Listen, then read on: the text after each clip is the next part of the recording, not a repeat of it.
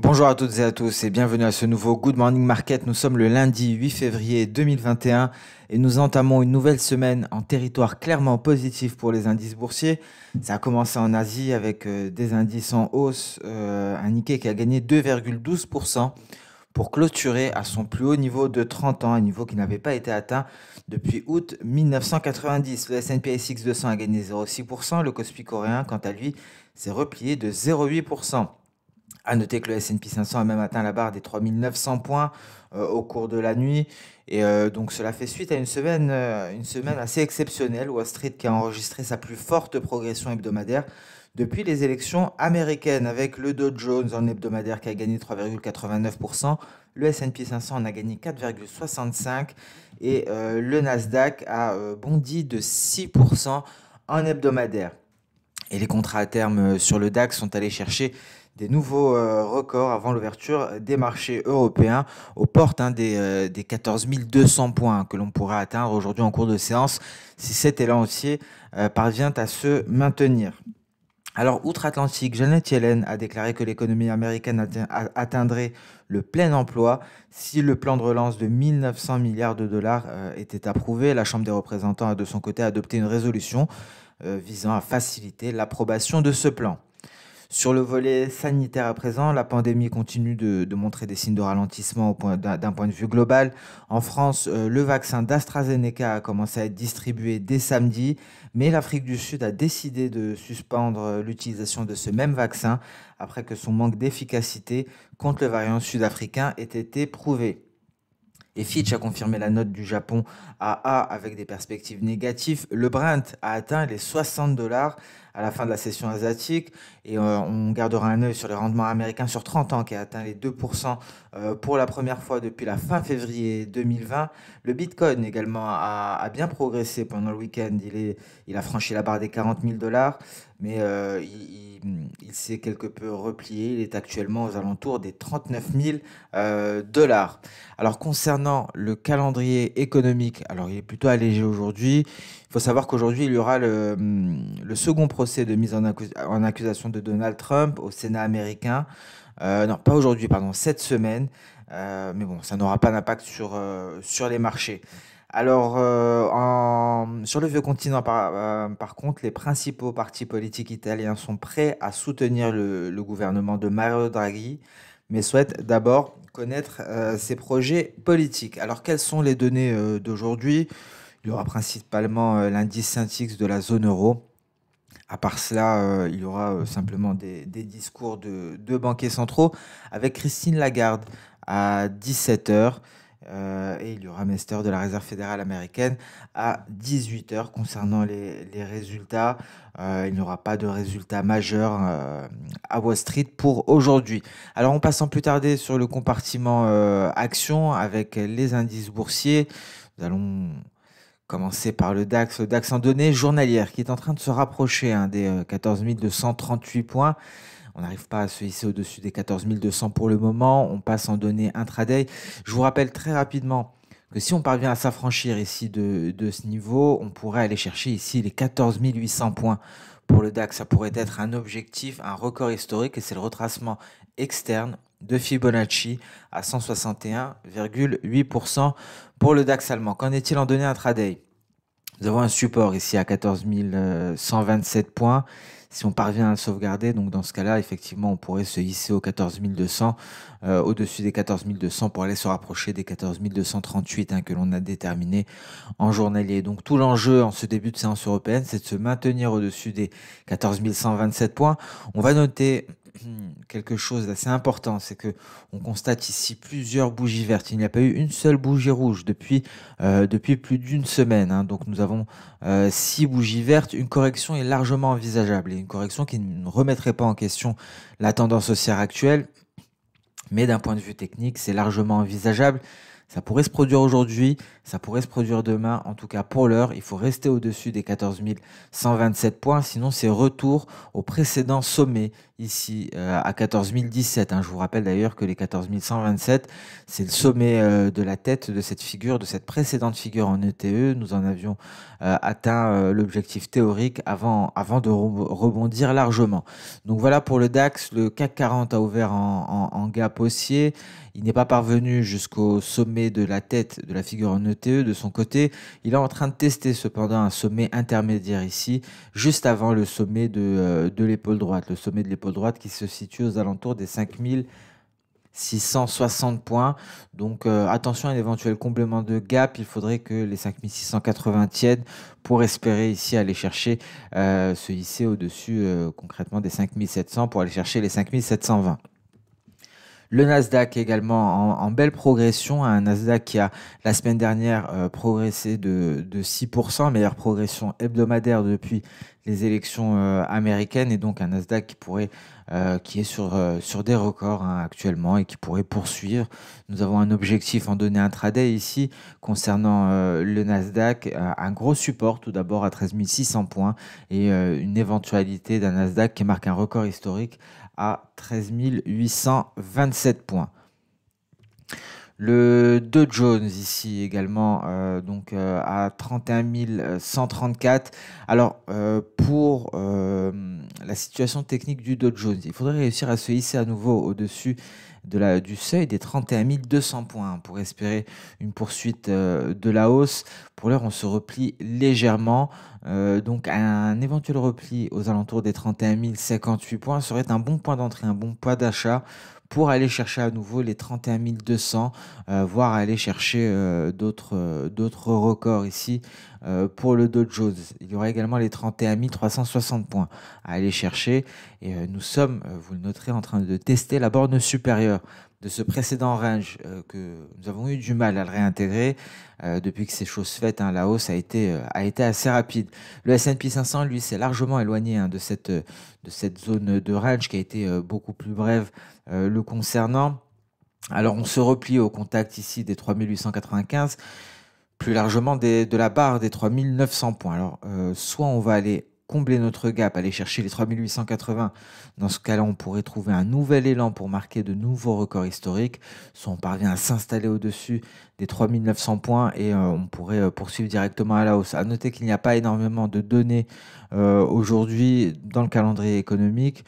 Donc, il ne devrait pas y avoir de repli brusque. Il y a au contraire un optimisme ambiant aux États-Unis et sur les marchés mondiaux d'une manière générale, que ce soit par rapport au plan de relance américain. Aux États-Unis, l'emploi soutient également ce sentiment d'appétit pour le risque. Et nous avons également la vaccination qui s'est largement déployée, qui continue de soutenir l'optimisme. Donc pour l'heure, il n'y a pas aucun élément ne semble pouvoir entacher aujourd'hui le sentiment de marché. Peut-être un éventuel repli technique au vu des fortes progressions, mais en tout cas pour le moment, rien de ce côté-là. Il n'y a aucune figure de retournement baissier, quels que soient les indices, que ce soit en Europe ou aux États-Unis. Donc les perspectives haussières sont à privilégier. Et le Russell 2000 également ne montre aucune figure de retournement. On vient ici tenter de se maintenir au-dessus des 2236 points. On a déjà comblé une partie du gap et donc un support de dernier ressort, ce sera notre Tenkan à 2229 points. Le Bitcoin donc qui est allé chercher ici pratiquement les 41 000 $, il me semble, non pratiquement, et donc aux portes des 41 260 $. Une hausse qui se confirme. Nous avions eu une sortie du canal baissier avec un pullback et depuis on ne cesse de progresser à la hausse. Et en cas de franchissement bien entendu des récents records, on pourrait comme d'habitude, constater donc une accélération haussière pour le Bitcoin. On passe à présent sur les matières premières, avec des matières premières qui s'éloignent de leur sommet, mis à part le pétrole. Alors ici, après s'être éloigné de ces sommets de court terme, le gold tente de retrouver des couleurs. Nous sommes au-dessus de la barre des 1800 $, l'once à 1815. Alors, cette oblique haussière n'a pas cédé et c'est un franchissement de cette dernière qui nous permettrait d'aller chercher ici les 1760 $ l'once. Pour l'heure, on tient bon. Il y aura une résistance à 1830 $. Il n'y a pas de fort momentum sur le métal jaune. D'un point de vue intraday ici, nous retrouverons même la Kijun avant les 1830 à 1822, ce qui pourrait peut-être tempérer quelque peu, freiner cette légère hausse pour le métal jaune. Le silver tente de se hisser au-dessus de sa Kijun. On garde en tête tout de même cette configuration éventuelle en double top qui est bien loin d'être validée, j'insiste là-dessus, car pour la valider, il faudrait franchir la ligne de coût aux alentours de la zone des 22 $. Sachant qu'un creux ici, d'un point de vue saisonnier, devrait être marqué aux alentours donc, du mois de mars. Donc prudence sur le silver, même en cas de percée haussière. Il y aura très certainement un sommet de court terme à la fin du mois de février, mais on devrait se replier par la suite. Et c'est peut-être à ce moment-là qu'on verrait se valider ici cette figure en double top. Le pétrole semble inarrêtable. On a clôturé finalement un hebdomadaire au-dessus de cette oblique baissière qui relie le sommet de fin septembre 2020 avec le sommet de début janvier 2020. On est en train de se hisser au-dessus. Nous sommes, concernant le WT, aux alentours des 57,53 $. Alors, la prochaine cible semble être à 60 $. On en est encore loin. Mais on pourrait l'atteindre effectivement. Le Brent, lui, est passé au-dessus des 60 $ et continue. Pas d'obstacle pour le moment. L'obstacle de taille était justement pour les pétroles, cette oblique baissière.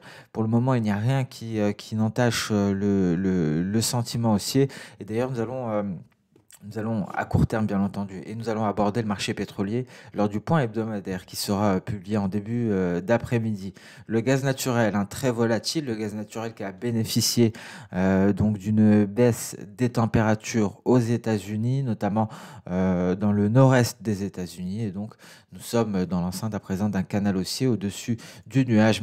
Mais la barre des 3 ici a vraiment joué son rôle. On peut le voir, c'est une résistance majeur pour le gaz naturel. Et effectivement, en cas de franchissement de cette résistance, là, on pourrait s'attendre à des niveaux aux alentours des 3,190, voire se hisser au-dessus des 3,250. Le sucre, on reste toujours prudent malgré cette belle progression haussière.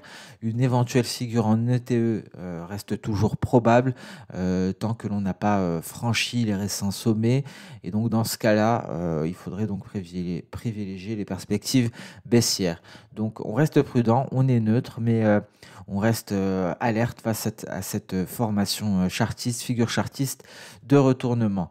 Alors, autrement, il n'y a rien à signaler, à part une belle progression ici pour le métal rouge qui vient se hisser à 7971. On notera également le platine, que l'on retrouve ici en noir et blanc, qui pourrait repartir à la conquête des 1190. 1190, c'est le sommet du 1er août 2016. On s'était attardé sur le platine il n'y a pas si longtemps que cela, et le platine qui pourrait briller face au métal jaune et rattraper son retard. On passe à présent sur le marché d'échange. Nous allons aborder le billet vert qui s'est replié au contact de la borne supérieure de son canal haussier. L'euro-dollar a très largement suivi le scénario que nous avions évoqué la semaine dernière. On avait évoqué la possibilité d'une lagging span qui vient rebondir sur le nuage, ce qui propulserait l'euro-dollar ici au contact de la borne inférieure du nuage, donc en pullback sur la ligne de coût. C'est exactement ce qu'a fait l'euro-dollar en contact sur la ligne de coût à 1,2055.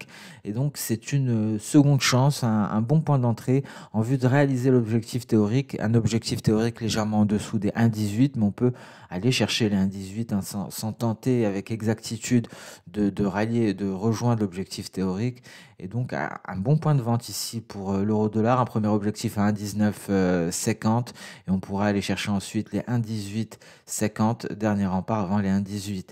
Donc pour l'heure, le scénario technique semble quasiment parfait pour l'euro-dollar. On le voit ici avec l'euro-dollar en H4 et le nuage en journalier. On l'a longé pour aller chercher notre Tenkan et on se place actuellement en dessous de la SSB.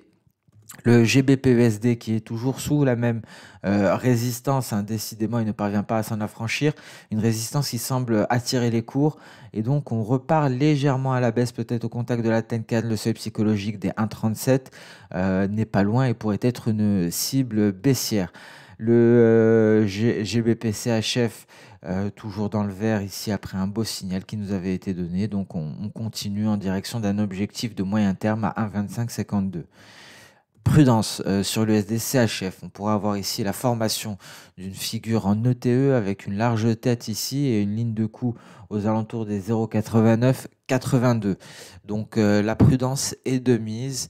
On a eu une belle hausse de l'USD CHF. Après la formation de la tête, on s'est replié en direction du support qui pourrait être notre ligne de coup. Et donc la réalisation de l'objectif théorique pourrait nous ramener vers la précédente zone de résistance.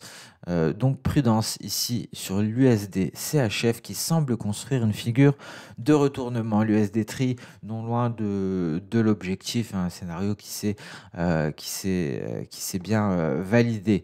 Donc sur ce, nous allons mettre un terme à ce Good Morning Market. On se donne rendez-vous un peu plus tard pour le point hebdomadaire. Nous allons donc essayer de nous préparer pour cette nouvelle semaine. Sur ce, je vous souhaite une excellente séance de trading. Je vous remercie pour votre fidélité et votre temps. On se donne rendez-vous un peu plus tard dans la journée. Au revoir.